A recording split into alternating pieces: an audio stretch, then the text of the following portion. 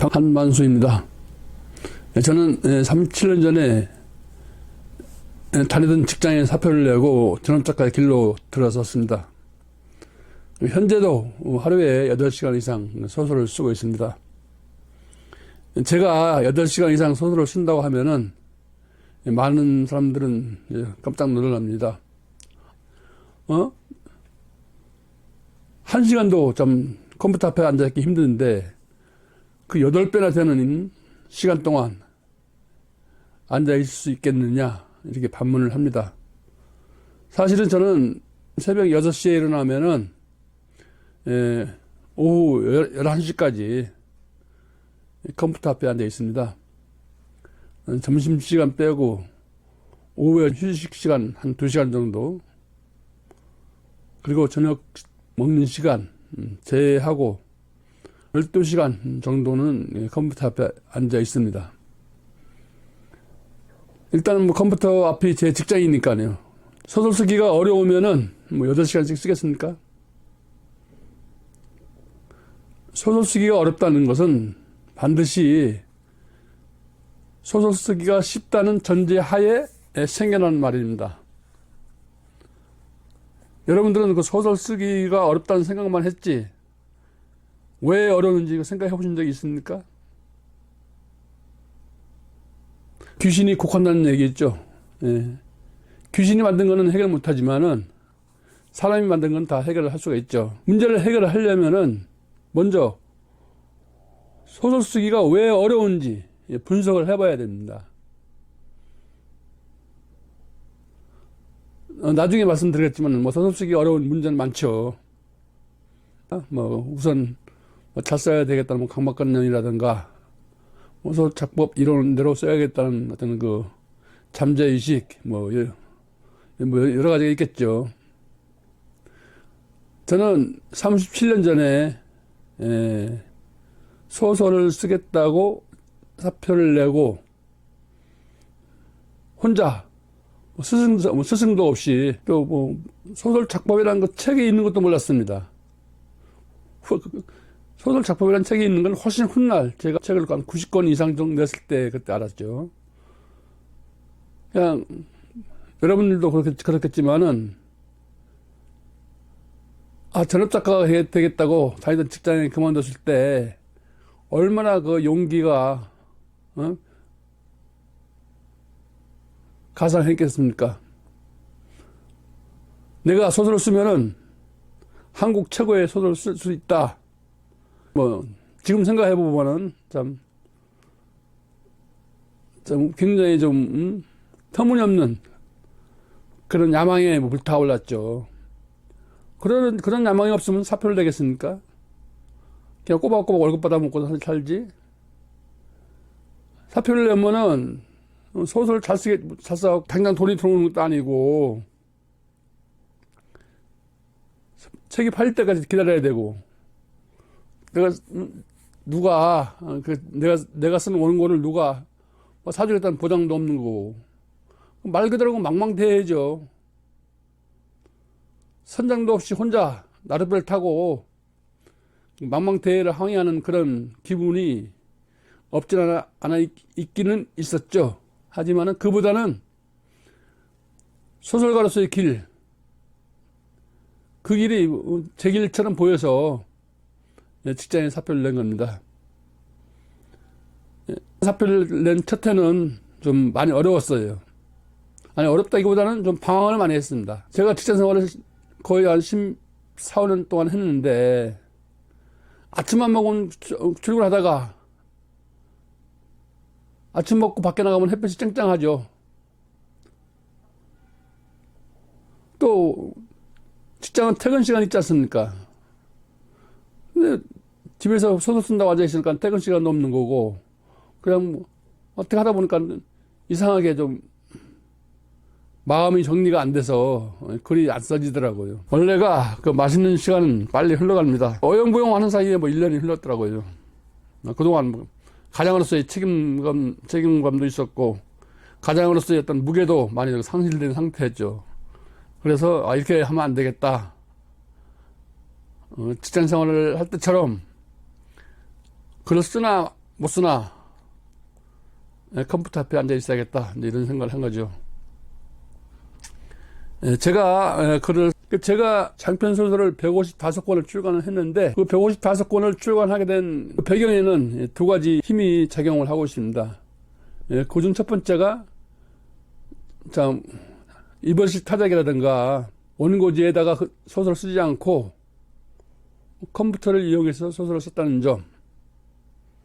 두 번째는 제가 소설 작법 이론을 몰랐기 때문에 저 스스로 소설을 쓰는 법을 터득했다는 점. 그 점이 크게 작용을 했죠. 80년대 중반에 우리나라에 컴퓨터가 들어왔죠. 그때는 컴퓨터가 지금처럼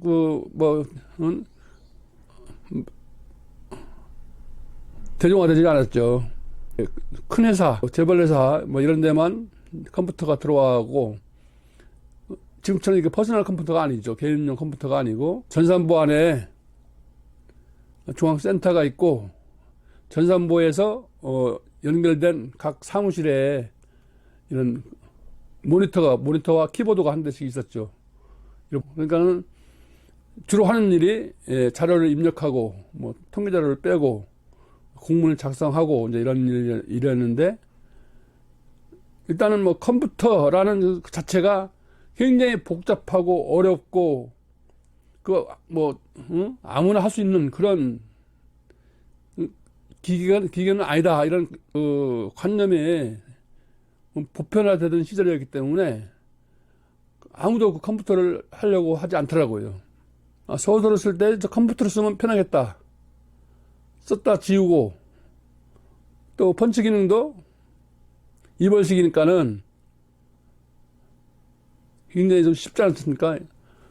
그리고 그래서 또 프린트도 할 수 있고 여러 가지로 굉장히 편리해서 이제 그 컴퓨터를 배웠습니다.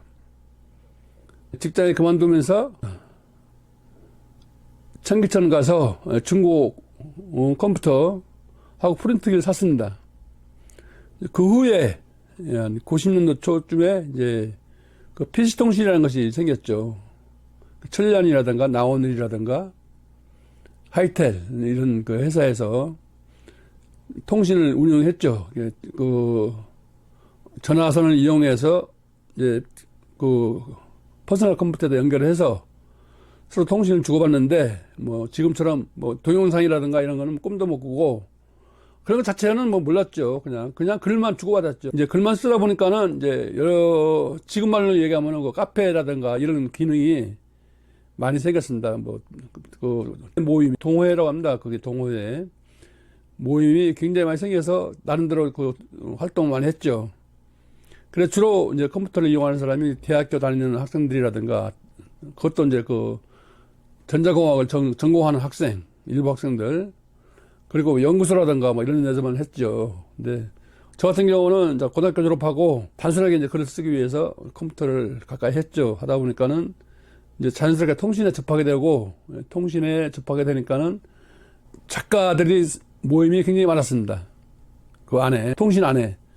그래, 글을 그냥 올리고, 연재수를 확인하고, 이런 걸 했는데, 좀 제가 거기서 좀 왕성하게 활동을 했습니다. 그거는 이제 90년대쯤 얘기고, 그 앞서 이제 제가 그 직장을 그만두고 한 1년간 허송세월을 보내다가 이제 2년째부터 본격적으로 이제 소설을 썼어요. 써갖고 찾아서 출판사에 그 원고를 보냈습니다. 보냈더니 연락이 없어요. 그래서 제가 이제 전화를 했죠. 원고를 보냈는데 출간이 가능하냐? 그러니까는 거기서 원고는 좋다. 하지만은 우리 출판사하고는 성향이 안 맞다. 이렇게 하면서 점잖게 반려를 하더라고요. 이제 저는 순진하게 그 말을 믿고 다른 출판사에 또 이제 원고를 또 보냈죠. 그 출판사에서도 그 비슷한 얘기를 하더라고요. 한 10군데를 보냈을 겁니다. 10군데 전부 다 그냥 원고는 좋지만은 우리하고 안 맞다. 이제 이런 식으로 거절당했죠. 지금 생각해 보면은 그래도 나름대로 원고지 1,000매 이상의 어떤 장편을 썼는데, 뭐, 글 못 쓴다는 얘기는 못하고, 차마, 출판할 정도는 안 된다, 이런 말도 못하고, 그냥 점잖게 거절을 했던 것 같아요. 그것을 이제 출판사 한 10군데 한 다음에 이제 알게 된 거죠. 그래서, 아, 이게 아니다. 해서 이제 다시 이제 초심으로 돌아가서 열심히 그 퇴고를 했습니다.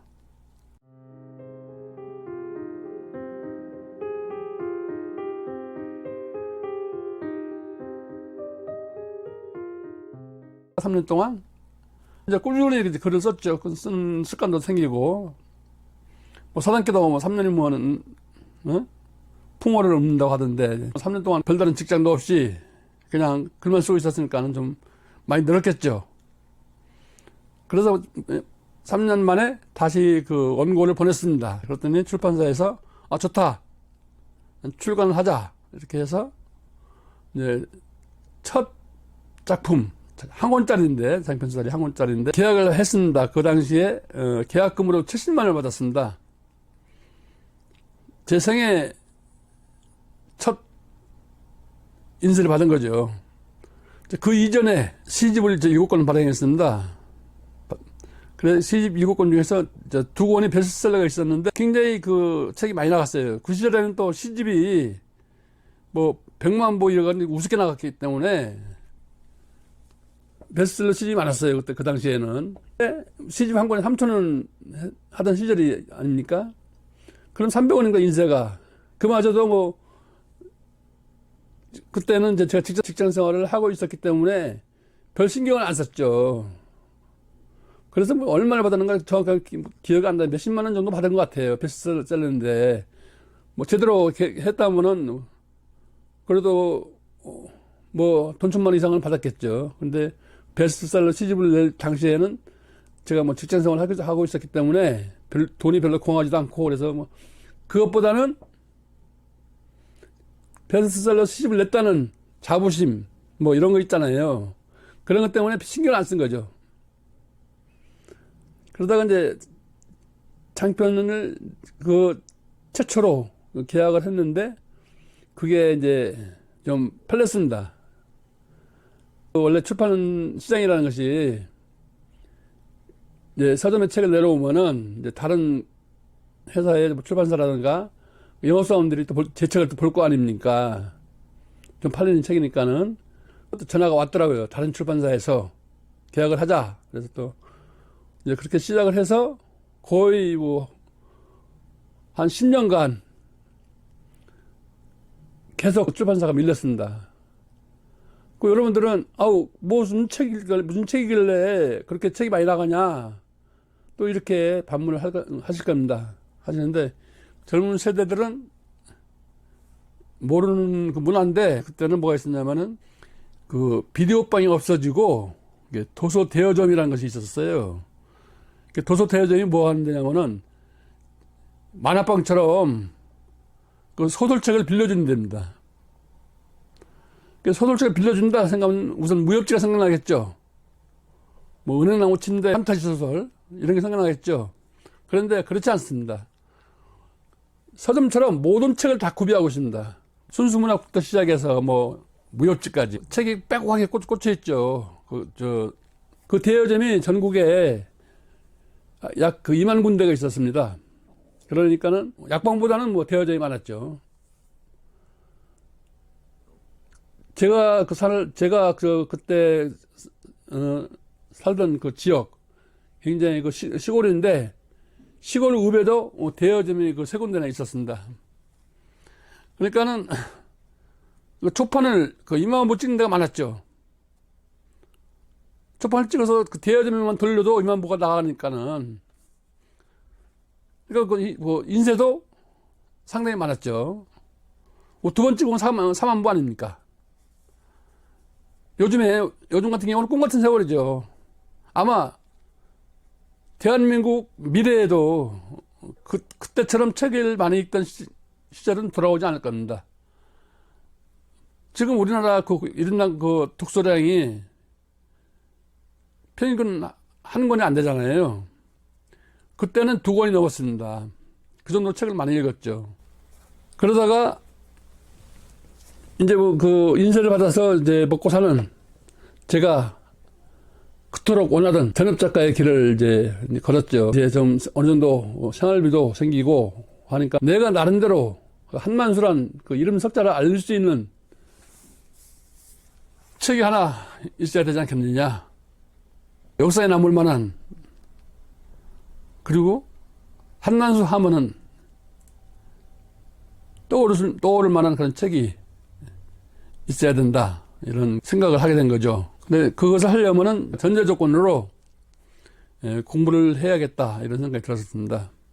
그전에는 제가 이제 뭡니까? 그 금융기관에 다녔었거든요. 제가 상고를 나왔기 때문에.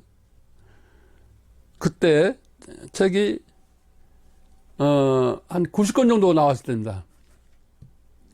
우리 창작학과에 들어가면서 창작법이죠. 소설 창작법이 있다는 걸 알았습니다. 근데 여러분들은 아마 그러면은 처음에 그 전업작가가 되겠다고 할 때부터 그런 책을 왜 안 봤냐 뭐 이렇게 또 반문하실 거예요. 하지만 그때는 참 기고만장했기 때문에 제가 너무나 건방을 떨은 거죠. 한마디로. 그냥 내가 쓰면 되지. 열심히 쓰면은 좋은 작품이 나온다. 이런 생각만 갖고 있었기 때문에, 소설을 쓰려면 소설 작법이라는 책을 봐야 된다. 이런, 못했던 거죠. 안 했던 게 아니고. 그래, 얼마나 그 가슴이 설렜겠습니까? 90권의 책을 낸 다음에 작법책을 보게 되니까는. 당장에 이제 그날 저녁에 다 읽었죠. 뭐 좀, 기분이 참 묘하더라고요. 야, 내가 이런 책이 있는 줄 진작에 알았더라면은 좀 더 좋은 작품을 쓸 수 있었을 텐데, 더 많은 책을 쓸 수 있었을 텐데, 이런 생각이 안 들겠어요? 그래서 그날 저녁에 전부 다 읽었어요. 다 읽고 나니까는 두 가지 생각이 들었습니다. 하나는 제가 글을 쓰면서 항상 뭔가 모르게 그 이유를 알 수 없이 그 허전했었는데, 그 허전했던 부분을 그 작법서에 나오는 이론들이 다 채워졌다는 거. 저는 그냥 썼는데, 그것을 배경이라고 하는 거구나. 캐릭터를 그렇게 만들었구나. 뭐, 그 소설의 그 주제는 그거였구나. 저는 그냥 좀 무작정 썼는데, 거기에 대한 이론적인 배경들이 접목이 되니까는 뭔가 좀 든든해진 같은 느낌 같은 거, 이런 생각이 들더라고요. 또 한 가지 생각은, 그러면서도 작법서 치고는 뭔가 빠진 듯한 그런 느낌 들었어요. 그래서 그 주에 이제 학교 가는 길에 서점에 들려서 다른 분들의 그 작법서를 또 샀어요. 4권을 더 샀습니다. 그래서 이제 5권을 읽었어요. 그래서 저 같은 경우는 이제 소설 쓰기에 필요해서 읽었다는 것보다는 소설 창작법이라는 것이 뭔가 이걸 알기 위해서 더 읽은 거죠. 저는 이미 제 나름대로 그 소설 쓰는 방법을 구축해놨기 때문에 굳이 뭐 새로운 방법을 선택하는 것보다는 제가 쓰는 방법이 더 빠르고 더 합리적이고 더 효율적이기 때문에 작법책을 보고 배워야겠다는 생각은 없었습니다. 그런데 5권의 책을 읽고 나는 결과가 이 책은 저처럼 소설을 쓰시는 분들이 보면은 상식적이고 소설을 쓰려고 보는 사람들이 보면은 이론에 불과하다. 이론은 실제와 조우할 수가 없죠. 기찻길처럼 항상 평행을 이룬다. 만약에 이론이 실제를 조정할 수 있다면은 이론이 완벽하면은 소설도 잘 써야 될 거 아닙니까? 이론은 뭐 시험 보면 100점 맞는데 소설은 안 그렇잖아요. 여기서 중요한 것은 뭐냐면은 그 작법서들이 소설이라는 것은 뭐다. 그리고 주제라는 건 뭐다. 배경은 뭐고 인물은 뭐다. 이런 것만 제시를 해줬지 인물, 사건, 배경을 가지고 어떻게 이야기를 만들어 가느냐, 거기에 대해서는 침묵하고 있더라고요. 소설은 뭡니까? 이야기를 창작해내는 거죠.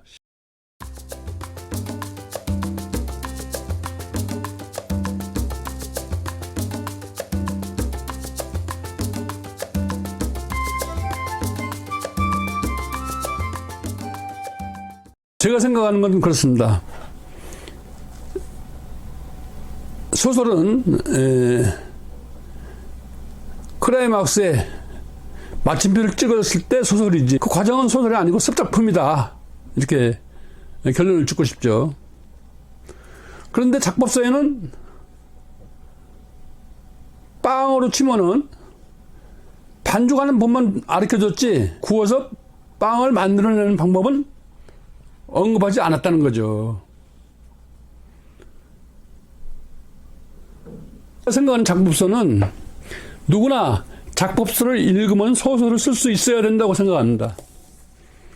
그래서 제가 작법서를 3권을 출간했습니다.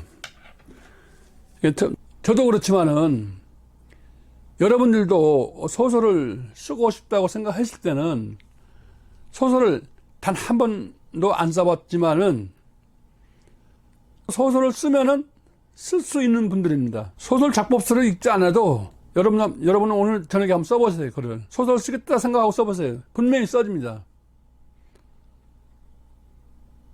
왜 그러냐면은 소설을 쓰겠다고 했을 때는 이미 그 어떤 기질이 있을 때예요. 우리가 축구를 할 때 공도 탈 줄 모르면서 축구하겠다고 하겠어요? 아니, 체력이 뒷받침을 해줘야 등산을 갈 거 아닙니까?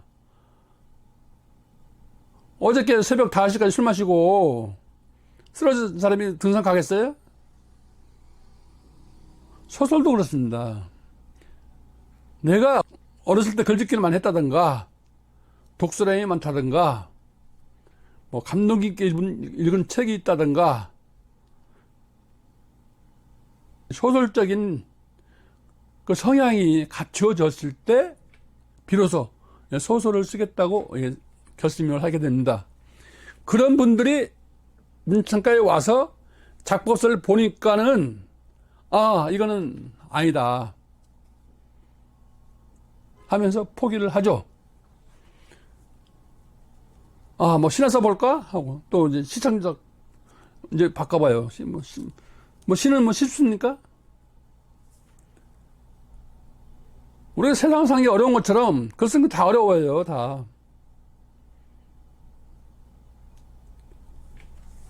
하지만은 어려우면은 왜 어려운지 그걸 생각을 해봐야 되죠. 분석을 해봐야 된다는 거죠. 아까 빵 얘기를 했는데, 지금의 그 현재의 어떤 소설 창작 교육은 반죽을 갖고 빵 맛을 예측하는 겁니다. 물론 반죽의 완벽성을 가지고 상상하고 있는 빵을 만들어낼 수는 있어요. 하지만은 반죽이 서툴더라도 맛있는 빵이 나올 확률도 있어요. 그리고 반죽을 갖고 빵을 평가를 하면 안 됩니다. 빵은 오븐에서 구워낸 빵을 보고 평가를 해야 됩니다. 그러려면 소설은 처음부터 완벽하고 어디 응모를 하면은 뭐 대상을 탈 수 있는 그런 소설 쓰면 얼마나 좋겠습니까? 하지만은 현실은 그게 아니잖아요. 그건 꿈이고 현실은 자기 실력대로 쓰는 게 가장 진실한 글쓰기입니다. 여러분들이 머릿속으로 생각하는 그 유명 작가들, 유명 작품들 쓴 그분들도 아마추어 시절이 있었어요. 그분들이 태어나자마자 소설 쓴 거 아니잖아요. 처음엔 서툴고 뭐 시점도 틀리고 여러 가지가 실수가 많았죠. 그러다 계속 반복해서 습작을 하면서 그 보완해 가서 이제 오늘에 이른 거 아닙니까? 여러분들도 여러 번 실력대로 써야만이 쉽게 글을 쓸 수가 있어요. 그건 진실한 글쓰기입니다. 진실은 뭡니까? 아름다움이죠. 예술이 추구하는 건 선이에요. 선은 진실하죠. 예술이 진실해지 보이지 않으면 아름다운 게 없어요. 소설도 진실하게 쓸 때 독자와 공감대를 형성할 수 있습니다. 그러면 어떤 것이 진실하게 쓰는 거냐? 누구처럼 따라서 쓰지 않고, 누구처럼 꾸면서 쓰지 않고, 나처럼 쓰는 겁니다. 만약에 여러분들이 처음 작품 쓸 때 어떤 유명 작가의 어떤 문체라든가 이런 걸 모방을 했어요. 했는데 거의 뭐 실크로일이 거의 좀 그게 비슷하게 했어요. 그렇지 않을 때는 자기 실력대로 쓰는 것이 가장 좋습니다. 그래야 소설 쓰는 실력이 늡니다. 운동도 마찬가지예요. 갑자기 프로가 될 수가 없잖아요. 아마추어에서 꾸준히 연습을 해야 프로가 되는 겁니다. 소설도 마찬가지입니다. 아마추어에서 꾸준히 연습을 해갖고 프로 작가가 되는 겁니다. 소설은 뭡니까? 소설은 작가의 경험에 상상력을 덧붙여 만든 이야기죠. 결론적으로 소설은 이야기라는 겁니다. 시는 언어를 창조하고 소설은 이야기를 창조한다. 그 이야기는 우리가 평생 하는 거잖아요. 말과 이야기는 다릅니다. 말은 소통의 방편이지만은 이야기는 사건이죠. 사건이라고 해서 막 엄청나게 막 신문에 날 만한 막 이런 사건이 그런 게 아니고 특별한 거죠. 일상적이지 않은 거.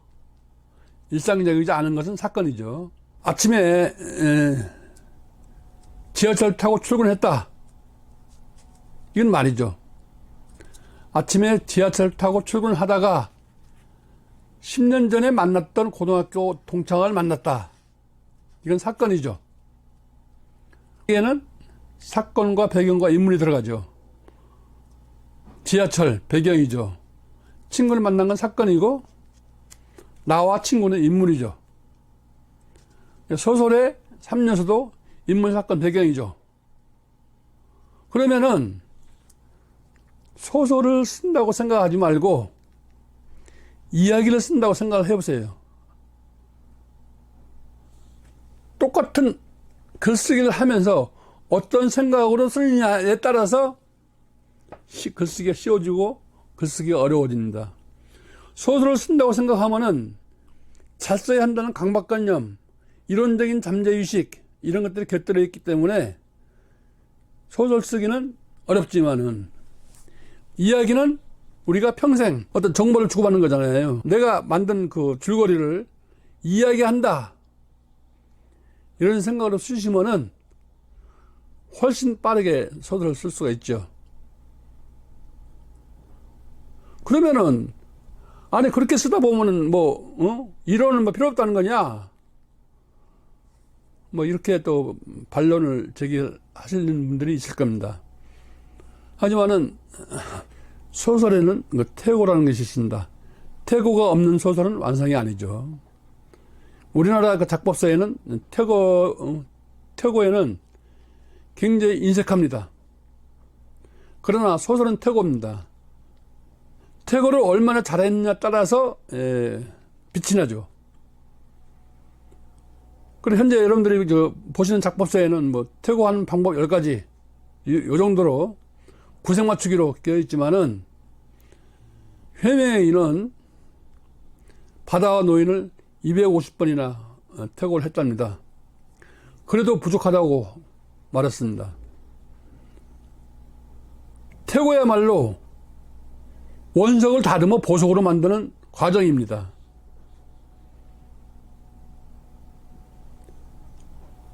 그러니까는 이론적이라든가 거기에서 작품성이라든가 뭐 주제성이라든가 이런 거 다 다 그냥 날려버리고 그냥 이야기만 쓰는 겁니다. 그냥.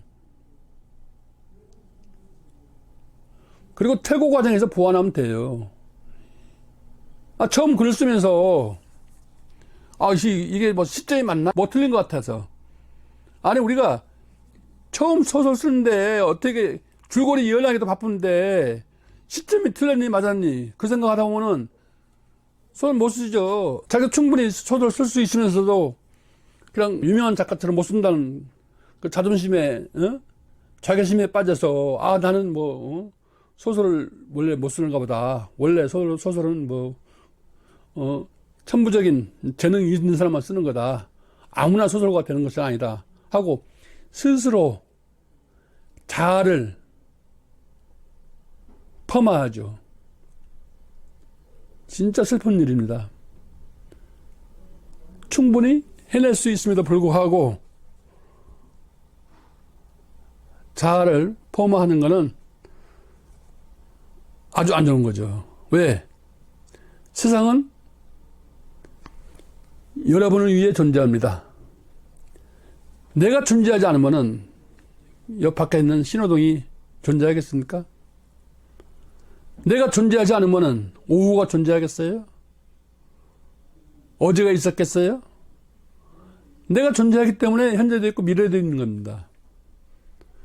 그런 내가 소설을 쓰겠다고 달려들었어요. 그런데 이상한 관념에 빠져갖고 스스로를 비하하고 포기하면 되겠습니까? 안 되죠. 소설을 쉽게 쓰는 방법이 있다는 것을 염두에 두고 초심으로 돌아가서 글쓰기를 매진해 보면 좋은 작품이 나올 겁니다. 다음 시간에는